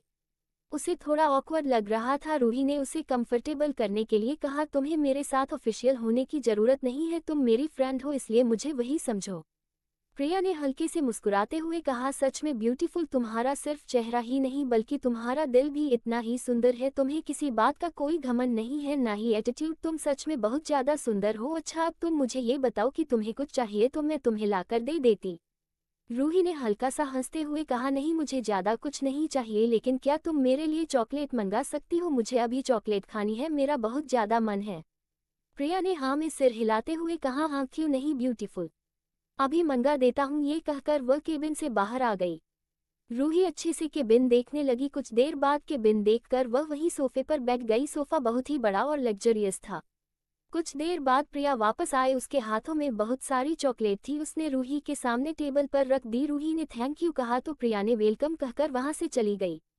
रूही आराम से बैठकर अपनी चॉकलेट खाने लगी। उसे वक्त का पता ही नहीं चला कि कितना वक्त हो गया। वही रुद्राक्ष मीटिंग खत्म करके अपने असिस्टेंट के साथ बातें करते हुए अपने केबिन की तरफ जा रहा था। वही उसके साथ 4 एम्प्लॉय भी थे जो अलग अलग डिपार्टमेंट से थे। वह रुद्राक्ष को कोई फाइल दिखा रहे थे, इसलिए उसके पीछे पीछे केबिन की तरफ जा रहे थे। रुद्राक्ष ने केबिन के पास जाकर जैसे ही डोर ओपन किया, फिर उसने अपने पीछे देखा तो सभी उसके केबिन के अंदर देख रहे थे। रुद्राक्ष की आंखें शरद हो गई। कल रात जब मैं अपने दिल से तेरा रिश्ता पूछा, कमबख्त कहता है, जितना मैं उसका हूँ उतना तेरा भी नहीं हूँ। आप सभी को क्या लगता है, आखिर ऐसा क्या देख लिया केबिन में रुद्राक्ष ने कि उसके चेहरे पर गुस्सा आ गया, उसकी आंखें शरद हो गई? क्या रूही ने केबिन में कुछ किया है? क्या रुद्राक्ष रूही की वजह से गुस्सा है? आप लोगों को ये स्टोरी पसंद आ रही है तो मेरे चैनल को सब्सक्राइब एंड लाइक शेयर करना ना भूलें। Thank you for listening. Bye bye. CH49 seduce कर रही हो, माय स्लीपिंग ब्यूटी इनके होते हैं, हमारे बच्चे इस दुनिया में नहीं आएंगे।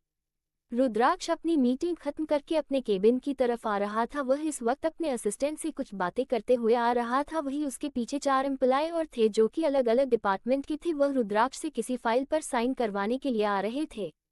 रुद्राक्ष ने केबिन के पास जाकर डोर ओपन किया और अंदर चला गया। उसी के पीछे पीछे वह पांचों भी अंदर आ गए।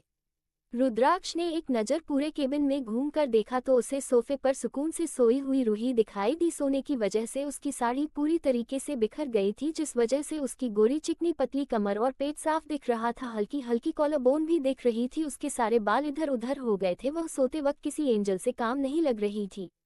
रुद्राक्ष रूही को देखने में खो गया था। तभी उसने अपने पीछे मुड़कर देखा तो वह पांचवा आंखें फाड़कर सदमे में रूही को ही देख रहे थे, क्योंकि पहली बार रुद्राक्ष के केबिन में कोई लड़की थी जो कि इतने सुकून से सोफे पर सो रही थी। सबसे बड़ी बात, वह स्वर्ग से आई हुई अप्सरा की तरह लग रही थी, एकदम कयामत। काले रंग की साड़ी, रूही की गोरी स्किन बहुत ही अच्छी लग रही थी। इनमें से किसी को भी विश्वास नहीं हो रहा था, क्योंकि पहली बात लड़की, वह भी रुद्राक्ष के केबिन में। दूसरी बात, कितनी खूबसूरत, ऐसी लड़की उन्होंने आज नहीं देखी थी। रुद्राक्ष के हाथों की मुठ्ठियां कस गई। उसका चेहरा पूरी तरीके से दाग पड़ गया। उसने उन सब की तरफ देखकर गुस्से से चिल्लाते हुए कहा, get out from my cabin, go fast. वही रुद्राक्ष की ऐसी खतरनाक आवाज सुनकर सभी अपने सेंस में वापस आए। उन्होंने एक नज़र रुद्राक्ष के चेहरे को देखा तो सबकी हवा टाइट हो गई। वह झट से केबिन से 9-211 हो गए, जैसे उनके पीछे कोई भूत पड़ा हो। उन सभी ने केबिन के बाहर आकर चैन की सांस ली। उनके जाते ही रुद्राक्ष ने रूही को देखा, जो इन सब से बेखबर सुकून से सो रही थी। आधी चॉकलेट अभी भी उसके हाथ में थी, वही उसके चेहरे पर भी चॉकलेट लगी हुई थी जिसमें वह बहुत ही ज्यादा क्यूट लग रही थी। इसका एक हाथ और एक साथ सोफे से नीचे झूल रहा था, उसकी कमर से साड़ी हट गई थी। धीरे धीरे चलकर रुद्राक्ष रूही के पास आया। उसने रूही के बालों को सही किया और उसके माथे पर किस करके कहा, जान तुम सोते हुए भी मुझे सेड्यूस कर रही हो, एक बार मेरा काम कंप्लीट हो जाए उसके बाद तुम्हें मैं बताता हूँ परेशान करना किसे कहते हैं। जितना मैं तड़प रहा हूँ उससे कहीं ज्यादा तुम्हें तड़पाऊंगा। आई प्रॉमिस तुम्हें बेड से ही नहीं उठने दूंगा। रुद्राक्ष के चेहरे पर स्माइल आ गई। उसने हल्की सी किस रूही के होठों पर की और वहां की चॉकलेट को लिंक कर लिया। फिर उसने रूही के चेहरे को देखते हुए कहा, माय स्लीपिंग ब्यूटी। इतना कहकर रुद्राक्ष ने रूही को बाहों में उठाया और केबिन में बने सेक्रेट रूम में ले गए। उसने उसे अच्छे से बेड पर सुलाया और उसे ब्लैंकेट से कर करके माथे पर किस किया और वापस बाहर आ गया। बाहर आकर वह अपनी चेयर पर बैठ गया। उसके चेहरे के भाव बिल्कुल बदल गए थे, अब सिर्फ कोल्ड एक्सप्रेशन थे उसके चेहरे पर। उसने अपनी खतरनाक आवाज में चिल्लाते हुए कहा, कमिंग। वही रुद्राक्ष की आवाज सुनकर बाहर खड़े एम्प्लॉय डर गए, लेकिन रुद्राक्ष ने बुलाया था तो अंदर तो जाना ही था। सभी अंदर गए लेकिन सभी की नज़र सबसे पहले सोफे पर गई जो पूरी तरीके से खाली था, लेकिन रूही का परस और उसकी हिल वही सोफे के पास निकली हुई थी। तभी उन्हें ठंड का एहसास हुआ। उन्होंने रुद्राक्ष की तरफ देखा तो जो इस वक्त अपने चेहरे पर खतरनाक भाव लिए उन्हें ही देख रहा है। सभी डर गए, उन्होंने जल्दी से अपनी नज़रें हटा ली। सभी ने अपना अपना काम रुद्राक्ष को दिखाया और वहां से चले गए, लेकिन सभी के मन में एक सवाल था कि आखिर वह लड़की कौन थी, क्योंकि जहां तक उन्हें पता था रुद्राक्ष केबिन में तो दूर की बात है उसके आसपास भी कोई लड़की नहीं आती। फिर आज रुद्राक्ष की केबिन में वह अप्सरा कौन सोई हुई थी। सभी ने अपने ख्यालों को अपने मन में रखा और अपने अपने डिपार्टमेंट में चले गए। रोहन भी रुद्राक्ष को अपडेट देकर वापस अपने केबिन में आ गया। रुद्राक्ष अपना काम करने लगा। कुछ देर बाद रूही उठी और वह बाहर आई। उसने रुद्राक्ष से पेपर और कलर मांगे। रुद्राक्ष ने उसे सारी चीज मंगवा कर दे दी थी। रूही वहीं बैठकर अपने पति का स्केच बनाने लगी, क्योंकि रुद्राक्ष काम करते हुए और भी ज्यादा हैंडसम लग रहा था। वहीं दूसरी तरफ अंश, राघव और दादाजी, किसी को भी घर पर मन नहीं लग रहा था क्योंकि रूही नहीं थी। उन्हें इसी वक्त रूही के पास जाना था। दादाजी ने उनकी तरफ देखकर कहा, मुझे तो गुड़िया के पास जाना है, आज पूरे दिन से वह हमारे पास नहीं है, क्या करें। अंश और राघव ने एक साथ कहा, दादू गुड़िया किया तो हमें भी आ रही है, लेकिन क्या करें, हमें भी उसके पास जाना है। फिर उन दोनों ने एक साथ चेहरे पर चमक लाते हुए दादू की तरफ देखकर कहा, दादू आइडिया। ये कहकर वह दोनों दादाजी की तरफ देखने लगे। दादाजी ने उनकी तरफ देखकर कहा, यह ऐसे मुझे क्या देख रहे हो, देखो मैं उसे शैतान के मुंह में हाथ नहीं देने वाला, वह मुझे कच्चा निगल जाएगा। उन दोनों ने दादाजी के पैर पकड़ते हुए कहा, दादू प्लीज मान जाए ना, आपका भी तो मन है गुड़िया से मिलने का, प्लीज मान जाए। उनको ऐसे देखकर दादाजी ने ओके कहा।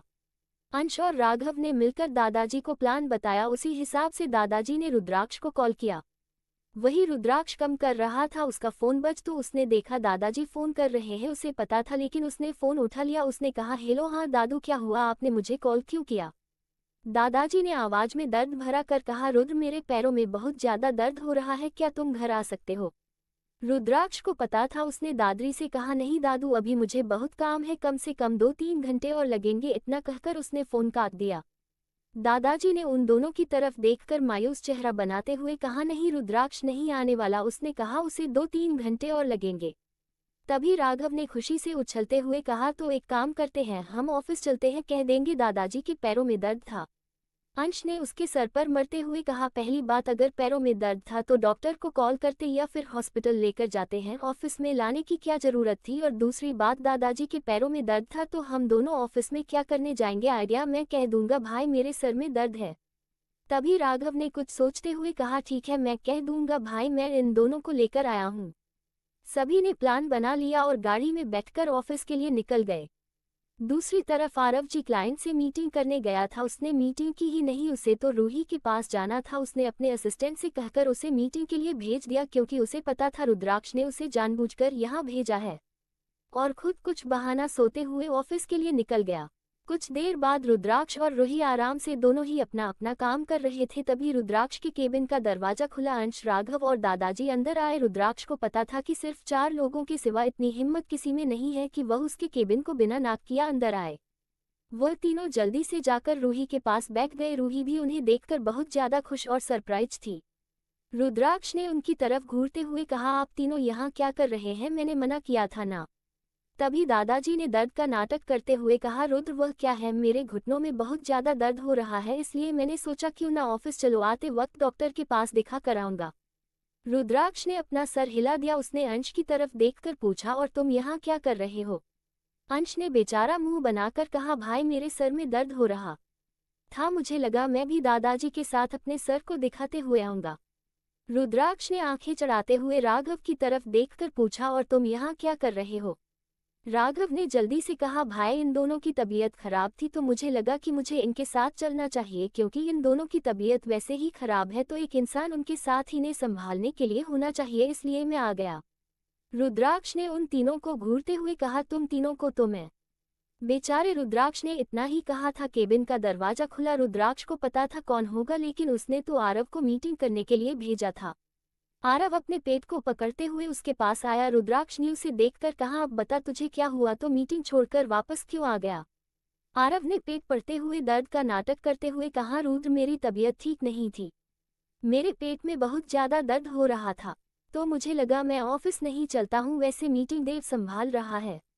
इतना कहकर उसकी नज़र सोफे पर पड़ी जहां वह तीनों पहले से ही बैठे थे। आरव ने उन्हें देखकर अपने दांत दिखा दिया और उनके पास जाकर बैठ गया। सभी रूही से बातें करने लगे। उन्होंने रुद्राक्ष को पूरी तरह से इग्नोर कर दिया था। रुद्राक्ष ने चढ़ते हुए सभी की तरफ देखकर खुद से कहा, मुझे दूध में से मक्खी की तरह निकाल कर रख दिया, रूह को तो मैं छोड़ने नहीं वाला। उसकी हिम्मत कैसे हुई मुझे इग्नोर करने की? मैं यहाँ जान को लेकर आया था ताकि उसके साथ अकेले टाइम स्पेंड करो, लेकिन ये सभी जान से ऐसी चिपके हुए हैं जैसे वह कोई बच्ची है और यह उसकी केयरटेकर। अरे यार मेरी पत्नी है, कुछ देर तो मेरे साथ भी अकेले रहने दीजिए। लेकिन नहीं, इन सभी को तो रूही अपने पास चाहिए। मुझे नहीं लगता उनके होते हुए कभी हमारे बच्चे इस दुनिया में आएंगे। लेकिन रुद्राक्ष रूही को उनसे अलग नहीं करता, क्योंकि उसने बचपन से ही बहुत कुछ मिस किया। रुद्राक्ष नहीं चाहता था कि अब वह कुछ भी मिस करे, वह चाहता था उसकी हर विश पूरी हो जो वह बचपन से पूरी करना चाहती थी लेकिन कर नहीं पाए। यही सोचते हुए रुद्राक्ष ने अपना ख्याल झटका और रोहन को कॉल करके कहा कि उसके केबिन में 5 कॉफी लेकर आए। रोहन को कुछ समझ नहीं आया, लेकिन अब उसकी किंग का ऑर्डर था तो उसे मनाना ही था। कुछ देर में वह काफी लेकर केबिन में आया तो सामने का नजारा देखकर होश ही उड़ गए थे। रुद्राक्ष अपना काम कर रहा था, वहीं उसकी फैमिली जो कि हमेशा रुद्राक्ष की तरह ही एरोगेंट रहती थी, वह हंसते मुस्कुराते हुए रूही से बातें कर रहे थे। वह फिर से रूही के हंसते हुए चेहरे को देखकर एक बार फिर से उसमें खो गया। रुद्राक्ष ने जब रोहन को रूही को इस तरह देखते पाया तो उसे बहुत ज्यादा गुस्सा आया। उसने गुस्से में रोहन की तरफ देखकर कहा, she is my wife and your lady boss. Rudraksh का इतना कहना रोहन के तो होश ही उड़ गए थे। उसे कुछ समझ नहीं आ रहा था कि आखिरकार उनका किंग जो हमेशा लड़कियों से दूर रहता है उसकी वाइफ है, वह भी इतनी क्यूट और प्यारी। उसने जल्दी से ओके किंग कहा, फिर उसने सभी को कॉफी दी और वहां से चला गया। कॉफी पीते हुए रुद्राक्ष ने दादाजी की तरफ देखकर कहा, दादू मुझे आपसे अकेले में कुछ जरूरी बात करनी है। उसकी बात सुनकर सभी उसके चेहरे की तरफ देखने लगे जिस पर सीरियस एक्सप्रेशन थे। सभी समझ गए रुद्राक्ष के कहने का मतलब है कि वह उन सबसे बात करना चाहता है सिवाय रूही को छोड़कर। इसलिए दादाजी ने उसकी तरफ देखकर कहा, विला चलकर बात करेंगे। दादाजी की बात सुनकर रुद्राक्ष ने कुछ नहीं कहा, वह अपना काम करने लगे। कुछ समय बाद सभी ने अपना अपना काम किया और विला के लिए निकल गए। मोहब्बत ना रस्म है न रिवाज है, ये तो एक अनछुआ एहसास है, जिससे भी हो जाए बस वही खास है, वही धड़कन है, वही विश्वास है। आप सभी को क्या लगता है आखिर ऐसी क्या बात करनी है रुद्राक्ष को दादाजी और उन सभी से जिसे वह रूही को नहीं बताना चाहता? आखिर ऐसी भी कौन सी बात है जो रूही नहीं जान सकती? आप लोगों को ये स्टोरी पसंद आ रही है तो मेरे चैनल को सब्सक्राइब एंड लाइक शेयर करना ना भूलें। Thank you for listening. Bye bye. CH50 तुम्हें पाने के लिए तड़प रहा हूँ, जान नशा तुम्हारा हुआ है, तुम्हें पूरा खा जाऊंगा। कॉफी पीते हुए रुद्राक्ष ने दादाजी की तरफ देखकर कहा, दादू मुझे आपसे अकेले में कुछ जरूरी बात करनी है। उसकी बात सुनकर सभी उसके चेहरे की तरफ देखने लगे जिस पर सीरियस एक्सप्रेशन थे। सभी समझ गए रुद्राक्ष के कहने का मतलब है कि वह उन सबसे बात करना चाहता है सिवाय रूही को छोड़कर। इसलिए दादाजी ने उसकी तरफ देखकर कहा, विला चलकर बात करेंगे। दादाजी की बात सुनकर रुद्राक्ष ने कुछ नहीं कहा, वह अपना काम करने लगे। कुछ समय बाद सभी ने अपना अपना काम किया और विला के लिए निकल गए। सभी लोग विला में पहुंचकर अपने अपने कमरे में फ्रेश होने के लिए चले गए। तब तक रूही ने सबके लिए डिनर तैयार कर दिया था। वह डिनर को डाइनिंग टेबल पर सेट कर रही थी। वही वह चारों और दादाजी इस वक्त स्टडी रूम में मौजूद थे। रुद्राक्ष ने गंभीर भाव से दादाजी की तरफ देखकर कहा, दादू आपको पता है मैं आपसे क्या बात करना चाहता हूँ, इसलिए मुझे बताने की जरूरत नहीं है। दादाजी ने भी सीरियस होकर कहा, हर रुद्र हमें पता है तुम क्या कहना चाहते हो, मानते हैं कि रूही हमारी जान है, हमारी गुड़िया, और जो हम बचपन से चाहते थे वही हुआ, लेकिन प्रिया भी बुरी लड़की नहीं है, वह बहुत ही गुणी और संस्कारी बच्ची है। दादाजी अपनी बात पूरी करते हैं उससे पहले ही उनकी बात सुनकर अंश और राघव को हंसी आ गई। दादाजी ने उन दोनों की तरफ घूरते हुए देखा। रुद्राक्ष ने आरव की तरफ इशारा करके कुछ कहा। आरव ने फोन निकालकर उसमें एक वीडियो चलाकर दादाजी के सामने कर दी। दादाजी ने सवालिया नजरों से रुद्राक्ष को देखा, जैसे पूछ रहे हो कि यह क्या है। दादाजी का सवाल समझकर रुद्राक्ष ने शांति से कहा, आप एक बार देख लीजिए दादू, आपको अच्छे से पता चल जाएगा। रुद्राक्ष की बात मानकर दादाजी ने फोन में वीडियो देखी तो एकदम से उन्होंने फोन बंद कर दिया। उन्होंने दांत पीसते हुए आरव से कहा, ये सब क्या है गधे, और तू हमें इस उम्र में क्या देख रहे, और तू हमें इस उम्र में क्या दिख रहा है, तुम लोगों को जरा भी शर्म नहीं आती, मैं तुम्हारा दादा हूँ, कोई दोस्त नहीं। वही दादाजी का रिएक्शन देखकर अंश और राघव को फिर से हंसी आ गई, क्योंकि वीडियो देखने के बाद उनका यही रिएक्शन होने वाला है, ये बात वह लोग अच्छे से जानते थे। अब बताते हैं वीडियो में क्या था। दरअसल वह वीडियो प्रिया की थी, जिसमें वह क्लब में लड़कों के साथ शराब पीकर छोटे छोटे कपड़े पहनकर डांस कर रही थी। बाद में किसी लड़के के साथ वह नाइट स्टैंड करने के लिए चली गई। उसके आगे दादाजी ने बिल्कुल नहीं देखा, क्योंकि उनकी हिम्मत नहीं थी आगे देखने की। अभी इनमें से कोई कुछ कहता उससे पहले ही रूही वहां पर आ। रूही को देखते ही सब एकदम शांत हो गए। रूही को थोड़ा अजीब लगा, फिर उसने उन सब की तरफ देखकर कहा, डिनर तैयार है, आप सब चल कर डिनर कर लीजिए। रूही की बात सुनते ही सभी ने रुद्राक्ष की तरफ देखा तो रुद्राक्ष में उन सभी की तरफ देखकर इशारा किया कि वह इस बारे में बाद में बात करेंगे, तो सभी लोग चुपचाप खड़े होकर रूही के पीछे आ गए।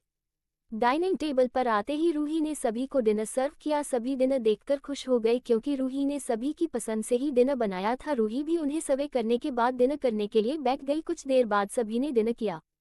रूही जब अपने कमरे में पहुंची तो रुद्राक्ष वहां नहीं था। रूही ने अपने कपड़े बदल लिए। उसने इस वक्त नाइटी पहन रखी थी, जो कि सटेप वाली थी, और वह नाइटी रूही के थाई तक ही आ रही थी। उसके ऊपर सर्द था, जिस वजह से वह नाइटी बहुत ज्यादा शॉर्ट थी। रुद्राक्ष ने रूही के लिए हर तरह के कपड़े मंगवा दिए थे। रूही का हर एक कपड़ा रुद्राक्ष की पसंद का था। रूही अपनी नाइटी पहनकर बाहर आए। रुद्राक्ष अभी भी कमरे में नहीं था। रूही ने अपनी नाइटी का शर्ग उठाकर पहन लिया और रुद्राक्ष को देखने लगी तो उसे रुद्राक्ष बालकनी में खड़ा हुआ मिला। रुद्राक्ष को देखकर उसके चेहरे पर प्यारी सी स्माइल आ गई। रूही ने अपने कदम बालकनी की तरफ बढ़ा दिया। रुद्राक्ष बालकनी में खड़ा होकर किसी गहरी सोच में डूबा हुआ था और सिगरेट की कस ले रहा था, जैसे वह अपने आप को शांत करने की कोशिश कर रहा हो। रूही ने धीरे से जाकर रुद्राक्ष को पीछे से हक कर लिया। रुद्राक्ष ने यह महसूस करके अपनी आंखें बंद कर ली और अपना एक हाथ रूही के हाथों पर रख दिया, लेकिन उसने कुछ नहीं कहा। रूही को थोड़ा अजीब लगा। वह रुद्राक्ष के सामने जाकर खड़ी हो गई तो देखा रुद्राक्ष सिगरेट पी रहा है। उसकी आंखें हल्की लाल थी। रूही ने रुद्राक्ष के चेहरे को देखकर एकदम से रुद्राक्ष से कहा, रुद्र आपने वाइन पी है, लेकिन क्यों, और अभी आप सिगरेट पी रहे हैं? आपको पता है ना दोनों ही चीज हेल्थ के लिए अच्छी नहीं होती, तो फिर आप ऐसा क्यों कर रहे हैं? रूही की बात सुनकर रुद्राक्ष ने उसकी तरफ देखकर कहा, जान अपने आप को शांत करने की कोशिश कर रहा हूँ, तुम्हें पता है मैं तड़प रहा हूँ, लेकिन जब तक मेरा काम पूरा नहीं हो जाता तब तक मैं तुम्हें पूरी तरीके से नहीं अपना सकता, इसलिए ऐसे ही अपनी तड़प को शांत करवा रहा हूँ। रूही ने रुद्राक्ष की आंखों में देखा। सच में रुद्राक्ष की आंखों में उसे पाने की तड़प थी, जुनून था, पागलपन था। यह अब से नहीं बचपन से ही था। रुद्राक्ष ने बचपन से ही रूही को अपना मान लिया था। क्या ये कहे, जब रूही पैदा हुई थी तभी उसने रूही को अपना मन दिया था, अपनी रूह बना लिया था। उसने पूरी तरीके से उसे अपनी रूह में बसा लिया था। तो रूही उसके पास थी, उसकी पत्नी थी, लेकिन फिर भी वह उसे पूरी तरीके से नहीं पा सकता था। इसी वजह से वह और ज्यादा तड़प रहा था। रूही ने उसे समझाते हुए कहा, लेकिन रुद्र कुछ भी हो, तुम्हें ऐसे वाइन नहीं पीनी चाहिए, और अब चलो सो जाओ, तुम्हें नशा हो गया है, तुम इस वक्त होश में नहीं हो। रुद्राक्ष ने एक नज़र रूही को ऊपर से नीचे तक देखा तो रूही कयामत लग रही थी। ऊपर से ब्लैक नाइटी, सच में ब्लैक कपड़े रूही पर हद से ज्यादा सुंदर लगते थे। रुद्राक्ष ने रूही की तरफ हाथ बढ़ाकर उसके नाइटी की शर्ट को खोल दिया और उसे उसके कंधों से नीचे गिरा दिया। इस वक्त रूही थाई तक आने वाली नाइटी में ही थी। चांद की रोशनी में रूही के गोरे पर और उसका बदन किसी सोने की तरह चमक रहा था। रूही सच में स्वर्ग से आई हुई अप्सरा लग रही थी, जिसे देखकर अच्छे अच्छे अपनी तपस्या भंग कर दे। रुद्राक्ष ऐसे करते ही रूही ने अपनी आंखें बंद कर ली। रुद्राक्ष ने रूही की कमर में हाथ डालकर उसे अपनी तरफ खींच लिया। रूही पूरी तरीके से रुद्राक्ष की चेस्ट थी, चिपक गई थी, उनके बीच हवा भी पास नहीं हो रही थी। इस वक्त रुद्राक्ष की अपर बॉडी बिल्कुल नेकेड थी। चांद की रोशनी में वह भी एकदम कातिल लग रहा था। रुद्राक्ष ने अपना चेहरा रूही की नेक में घुसा लिया और धीरे धीरे होंठ चलने लगा। रुद्राक्ष ऐसे करते ही रूही की सांस भारी हो गई थी। हमेशा ही वह रुद्राक्ष के एहसासों से पिघल जाती थी।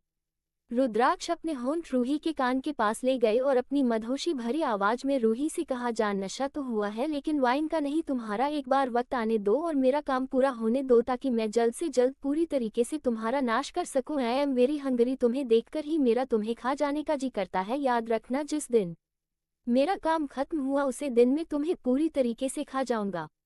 रूही ने अपनी सांस से संभालते हुए कहा, रुद्र यह आप क्या कह रहे हैं, छोड़िए मुझे, मुझे सोना है, बहुत रात हो गई है, मुझे नींद आ रही है और आप भी चलकर सो जाए। रूही रुद्राक्ष की बातों को टालने की कोशिश कर रही थी जो रुद्राक्ष अच्छे से समझ रहा था।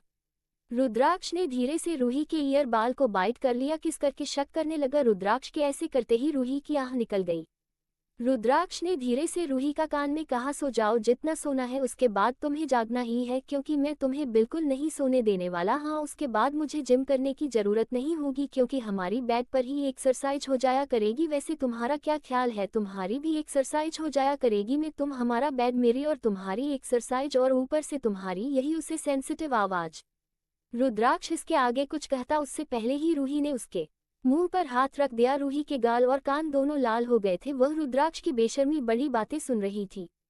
रूही ने रुद्राक्ष की तरफ देखते हुए, रुद्र बस कीजिए, ये कैसी बातें कर रहे हैं आप, कब से इतनी बेशर्मी बड़ी बातें करने लगी। रुद्राक्ष ने धीरे से रूही के हाथ पर किस करके कहा, वक्त आने दो, बेशर्मी भरी बातें ही नहीं, मैं तुम्हें बेशर्मी भी करके दिखाऊंगा, क्योंकि अगर अभी मैं आगे बढ़ा तो मुझे खुद को कंट्रोल करना बहुत मुश्किल हो जाएगा और फिर तुम भी मुझे नहीं रोक सकती। तो चलो सोने चलते हैं। ये कहकर रुद्राक्ष ने रूही को बाहों में उठाया और बेड पर ले आया। रूही को बेड पर लेटकर वह खुद भी सी के बगल में लेट गया और रूही को बाहों में भरकर सो गया। दोनों ही सुकून की नींद सो रही थी। आने वाले कल से अनजान कि कल क्या होने वाला है और उसका उनके रिश्ते पर कितना गहरा असर पड़ेगा। अगली सुबह रूही में उठकर रुद्राक्ष के माथे पर किस किया और फ्रेश होने चली गई। वह तैयार होकर नीचे ब्रेकफास्ट तैयार करने के लिए चली गई थी। किचन में जाते ही वह सभी के लिए ब्रेकफास्ट तैयार करने में लग गई थी। धीरे धीरे वह सभी भी उठ गए थे। सभी तैयार होकर हाल में बैठे थे क्योंकि आज उन्हें ऑफिस नहीं जाना था, ऑफिस ऑफ था आज। दादाजी वहीं बैठकर अखबार पढ़ रहे थे, वहीं रुद्राक्ष अपने लैपटॉप में अपना काम कर रहा था और वह तीनों अपनी बातें कर रहे थे। रूही डाइनिंग टेबल पर ब्रेकफास्ट लग रही थी और सर्वेंट भी उसकी मदद कर रहे थे। पूरे विला में 50 से 60 सर्वेंट थे, लेकिन फिर भी रूही ही ब्रेकफास्ट, लंच और डिनर तैयार करती थी क्योंकि उसे सभी के लिए करना अच्छा लगता था, इसलिए उसे किसी ने मना नहीं किया। रुद्राक्ष ने उसे बहुत बार मना किया लेकिन वह मानती ही नहीं थी। तभी विला के गेट डोर बेल बजी। सभी का ध्यान उसी तरफ चला गया कि सुबह कौन आ गया। तभी एक सर्वेंट ने जाकर दरवाजा खोला। रूही के साथ साथ सभी दरवाजे पर ही देख रहे थे कि आखिर कौन है। वही डोर पर देखते ही सबकी आंखें बड़ी बड़ी हो गई। दादाजी का तो अखबार ही हाथ से छूटकर नीचे गिर गया। अंश और राघव ने रूही की तरफ देखा, वह भी कंफ्यूजन से डोर की तरफ ही देख रही थी और समझने की कोशिश कर रही थी कि आखिर वह कौन है। चुपके से आकर इस दिल में उतर जाते हो, सांसों में मेरी खुशबू बनकर बिखर जाते हो, कुछ यूं चल रहा है तेरे इश्क का जादू, सोते अंडस्को जागते तुम ही तुम नजर आते हो। आप सभी को क्या लगता है डोर पर कौन था? किस देखकर सभी एकदम चौंक गई। रूही किस देखकर समझने की कोशिश कर रही थी। अंश और राघव ने रूही की तरफ क्यों देखा? आखिर ऐसा कौन था डोर पर? रुद्राक्ष का काम कब खत्म होगा? कब वह रूही के गुनहगारों को सजा देगा और रूही को पूरी तरीके से अपनाएगा? कब उसकी तड़प शांत होगी? आप लोगों को ये स्टोरी पसंद आ रही है तो मेरे चैनल को सब्सक्राइब एंड लाइक शेयर करना ना भूलें। Thank you for listening. Bye bye.